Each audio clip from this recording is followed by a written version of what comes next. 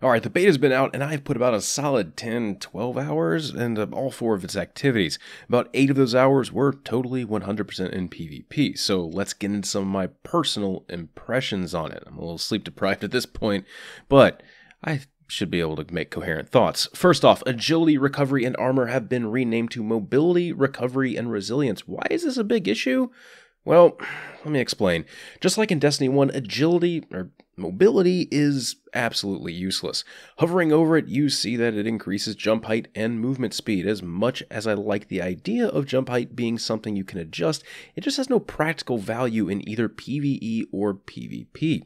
I have no idea what they have in store for us with strikes and other PvE content, but I imagine they design all of the jumps to be completed with minimum mobility because they don't want an activity to be inaccessible based on how high someone's armor says that they can actually jump. In PvP, there absolutely is a tactical advantage to engaging someone from the air. There's no doubt about that. The main problem is that what goes up must come down, and you won't be changing where you're landing with any haste. That makes you a very, very easy and predictable target while you're falling. So let's quickly examine what the difference in movement speed is. Here is 7, 8, 9, and 10 movement speed stats with walking and running. I'd go lower, but I wanted to keep all the tests done on one character in case there were any hidden class perks that mess with run speed, and this is all the armor that I could actually get during that 12-hour play session. This doesn't come as much of a surprise, but mobility is literally exactly like agility in regards to movement speed, in that it only affects your base movement speed. Sprinting is not affected by changes to your mobility stat. Arguments can and have been made that higher mobility is good for strafing while shooting. Destiny 2's gunplay would make you believe that mobility is the key to strafing and winning a lot of gunfights, but in my limited 10 hours of experience, the only thing that seemed to really keep me alive was resilience. My Titan, who was basically at max resilience, was able to get out of situations much easier than my Hunter, even though my Hunter had more mobility. Weird. The extra health really is the thing that makes the difference when we start to factor in things like netcode and who peeks a lane first on whose screen. If anyone from Bungie happens to be watching, just could you guys add something else to mobility to make it a worthwhile, appealing stat? Right now, for PvE and PvP, I genuinely believe people will spec their resilience and recovery as high as possible and forego any talent points in mobility. We don't know how mods may have an effect on talents. All that's just a great unknown right now, so I'm just going to toss a suggestion onto the wall and see if it sticks.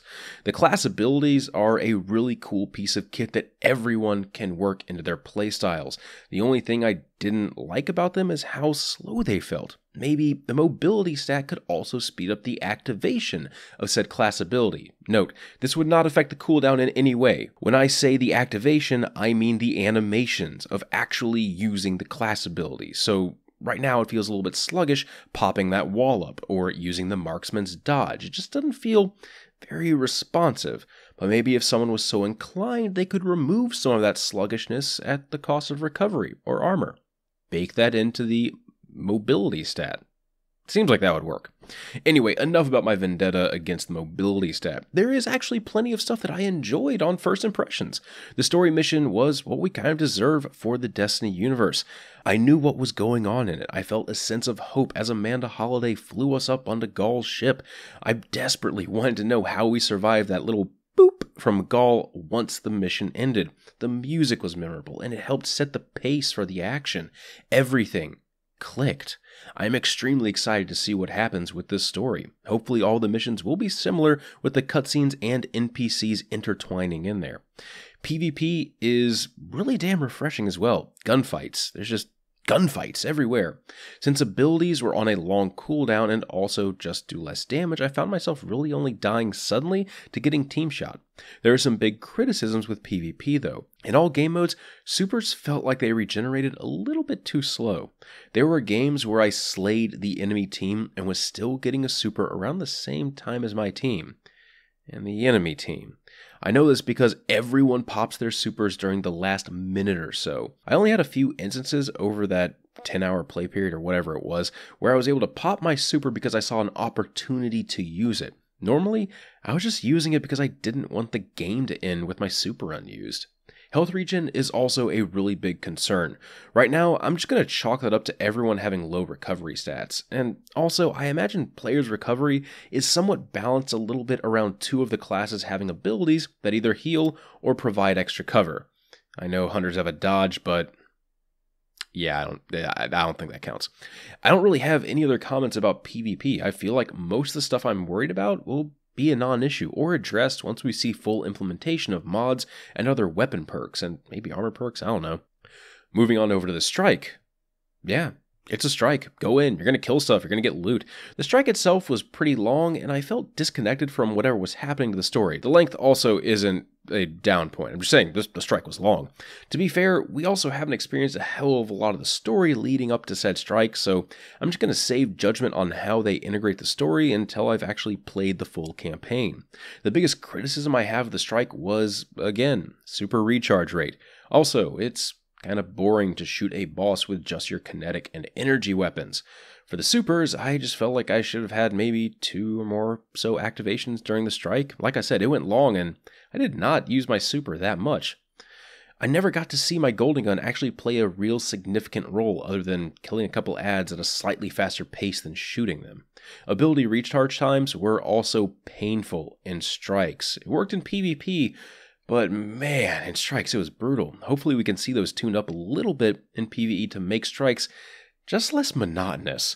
Something that would definitely help with that is some power ammo dropping, because having like 2 to 3 bricks of power ammo drop in a strike it's laughable, especially when you finally get to the boss and you barely dent his health with your sniper, your 4 shots that you got from a power brick.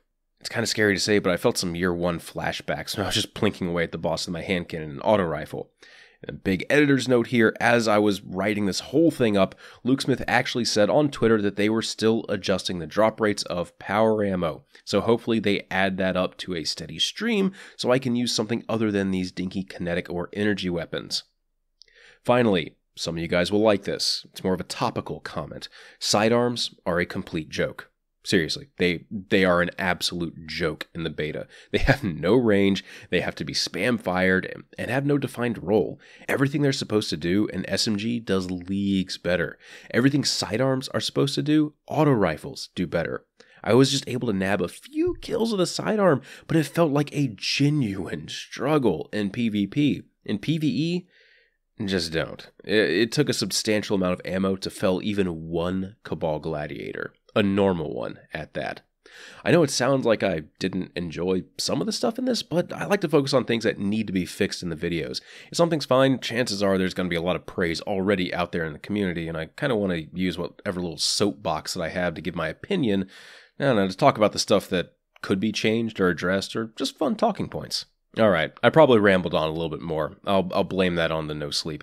Thank you all for watching. If you enjoyed the video, positive rating would be appreciated, and in the comments let me know what you think about the beta so far. I know it's only been out for PlayStation users as of now, but if on Xbox, let me hear your opinion. PlayStation, let me hear your opinion. PC, if you're watching this, come back and talk to me in a month.